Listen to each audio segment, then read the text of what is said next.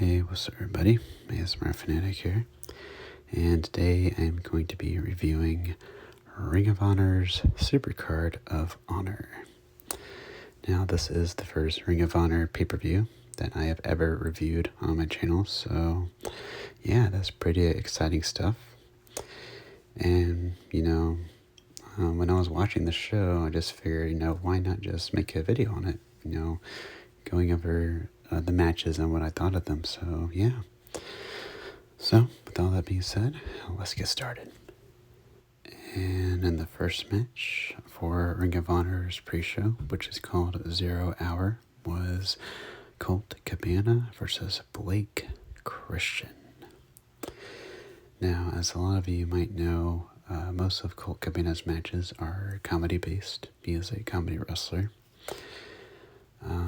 So yeah, that was pretty much the theme of this match, in the first half or so. But in the second half, these two went at it. And, I gotta say, I was really impressed with Blake Christian. I know he was in NXT and on 205 Live a lot, back when he was with WWE. But I never really saw too much of him there. But, what I saw of him in this match, I was really impressed with. So, yeah, I hope to see more of him. And next up, we had AQA versus Miranda Elise. I believe that's how you pronounce her last name. And this match was not that good whatsoever. There was a lot of botches. It was kind of slow. And yeah, I have seen AQA before on Dynamite, and I wasn't that impressed. And I've never heard of Miranda Elise before. So yeah, going into this match, I wasn't that excited for it. So yeah, again, not a good match. And after that, we had the Shinobi Shadow Squad versus the Gates of Agony, which this new tag team to Ring of Honor comprised of two wrestlers named Khan and Toa. Now, I've never heard of these guys before, but, I was really impressed with the Toa guy, because he was like this big Samoan dude, and yeah, I was just surprised that WWE didn't scoop him up, because I don't know what it is with WWE and Samoan wrestlers, but yeah, they love their Samoans. But yeah, anywho, this match was pretty much a squash match for the new tag team, and yeah, there really isn't much to be said. But yeah, I'm looking forward to more stuff with that Toa guy. And then we had Dalton Castle versus Joe Hendry. Now, I have heard of Dalton Castle before, and I do like his work in the ring, but I've never heard of Joe Hendry before. So yeah, this was my first time seeing him in action, and I really wasn't that impressed. I mean, the match was very meh to begin with. I really didn't think it was anything special, and I was looking forward to it because I do like Dalton Castle, but yeah, there really isn't much for me to say about this match. And now we go to the main card, and the first match we had Zane versus Swerve Strickland. And right off the bat, I gotta say, this match was awesome. I loved every second of it. It was just non-stop action, a lot of high-flying moves. And, of course, I do know who Swerve Strickland is. He is now, or he has been signed to AEW since Revolution. And I do like his work, but I have never heard of Zane before. And this was my first time seeing him, and wow, was I impressed. He pulled out some moves I've never seen before. And yeah, definitely go out of your way to watch this match if you've not seen it. It is really, really good. And, definitely one of the matches of the night for me. And after that, we had Ninja Mac versus Tully Blanchard's new client, which was The Machine, Brian Cage, who made his return because he has not been seen on AEW for a good, 5 months, 6 months. It's been a while. But yeah, Brian Cage is back, and I'm super pumped that he's back, because I am a huge fan of his. I've always thought his matches were very entertaining. Like the matches he had with Adam Page and Darby Allin. And yeah, I think he's a really good wrestler. So yeah, I was super excited to see him back. And this match was basically a squash match, unsurprisingly. But no, it was a good squash match because it really showed, that Brian Cage is back. And, he's... I don't... See, it's weird. Like, is he back with Ring of Honor? Or will he appear on AEW again? I don't know. Because he does have a contract still. So, I don't know. But we will see, though. But yeah, super happy to see Brian Cage back. And up next, we had Jay Lethal versus Lee Moriarty. And this match, it did start out a bit slow, but it really picked up towards the end, like big time. Tons of near falls, and at times it looked like Lee was going to win. But in a shocking twist, Jay Lethal delivered a low blow, and he won the match, which, afterwards, and the post-match stuff, he did turn heel. So, yeah, pretty interesting, because, it is going to be hard for me to boo Jay Lethal, because I've always loved Jay Lethal ever since his TNA days. So yeah, it's going to be kind of weird seeing him as a heel now, but I am looking forward to it, because hopefully he can win more matches because his track record in AEW is not that great when it comes to live TV matches. So yeah. And after that, we had, for the interim Ring of Honor Women's World Championship, Willow Nightingale versus Mercedes Martinez. Now, this was a match that I really just did not care about at all. I know Mercedes Martinez has been in the business for a long time, but I always thought she was average at best. I never really saw much in her. And this was my first time seeing Willow Nightingale in action, and I didn't see much in her either. So, yeah, just a match that I was just bored with and didn't really care about that much. So, yeah. And up next, we had, for the Ring of Honor World Tag Team titles, the Briscoes versus FTR.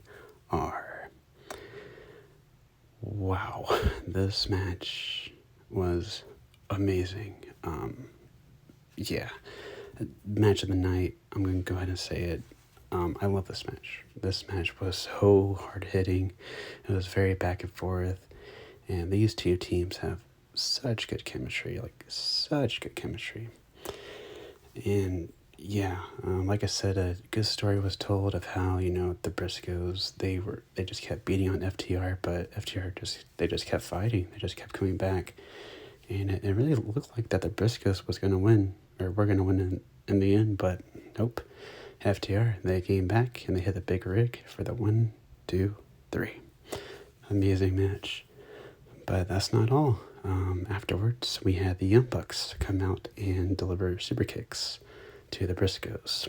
And they said that they won a shot at the Ring of Honor Tag Team titles. And so, yeah, we're going to get that match this Wednesday on Dynamite. And that will be round 2 of FTR versus the Young Bucks. And I cannot wait. So, yeah, fantastic match. And after that, we had, for the Ring of Honor World TV Championship, Rhett Titus versus Minoru Suzuki. And this was a pretty quick match. It only lasted 8 to 10 minutes. And it was okay at best. Of course, I know who Minoru Suzuki is. I never heard of Rhett Titus before, but he was okay. I didn't really think he was that... he was good, but not that impressive. And yeah, the match on a whole, it was just okay. Minoru basically won easily with his finisher. And yeah, I gotta be honest with you guys. I'm not the biggest Minoru Suzuki fan. I know he has tons of fans because he's always over in matches. The fans love him. But I just think he's just okay. I don't really see the big deal in him. I mean, that's probably my fault because I haven't seen many of his matches in New Japan. But yeah. But anywho, the match was just okay. And following that match, we had for the Ring of Honor Pure Championship, Josh Woods versus Wheeler Yuta. And this was a very technical match to start things off with. A lot of submission holds, a lot of mat-based wrestling. It was some good stuff.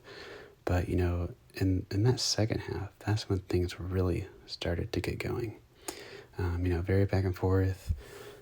But in the end, Wheeler Yuta actually won, and he became the pure champion. So, yeah, I was very happy to see that, as I have been very, very impressed with him these past couple of weeks. And yeah, I am excited to see what's to come for Willow Yuta. And for the final match of the night, we had for the Ring of Honor Undisputed World Championship, Jonathan Gresham versus Bandito. Now, these are two guys I have never seen wrestle before. And, I gotta say, I was way more impressed with Bandito than I was Jonathan Gresham. Jonathan Gresham, he's good. He's okay in the ring. But, Bandito, man, that dude, he has a really cool moveset. And, he was just more exciting to watch. And, I did want him to win as I was watching the match. But, Jonathan Gresham did get the debut. So, yeah. But, the match as a whole, it was pretty good.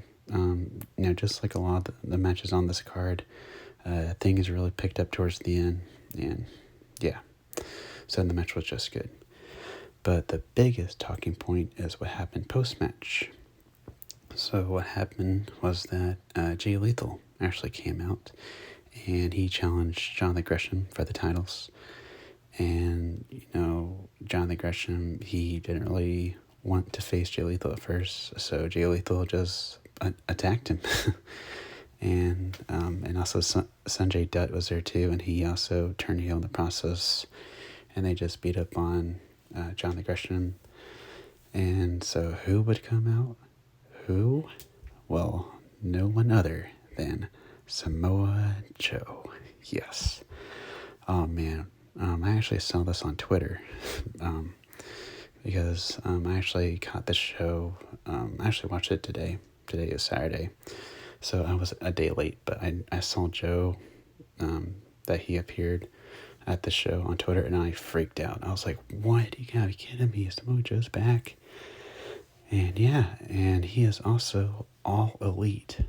What? That is just crazy. So yeah, I am super pumped that Samoa Joe's back. He's one of my all-time favorites. And yeah. So that will do it for my review of Ring of Honor's Supercard of Honor pay-per-view. And as a whole, I thought the show was pretty good. I thought it could have been better. But man, that FTR versus Briscoes match, definitely a match of the year candidate, an early match of the year candidate. And also Swerve Strickland versus Alex Zane was great as well. So yeah, the rest of the show, it could have been better, but those two matches alone, it made the show good. So yeah, as always, hope you guys enjoyed, and let me know in the comments what you guys thought of the show, if you guys did watch it. And yeah, this has been the ASMR Fanatic, signing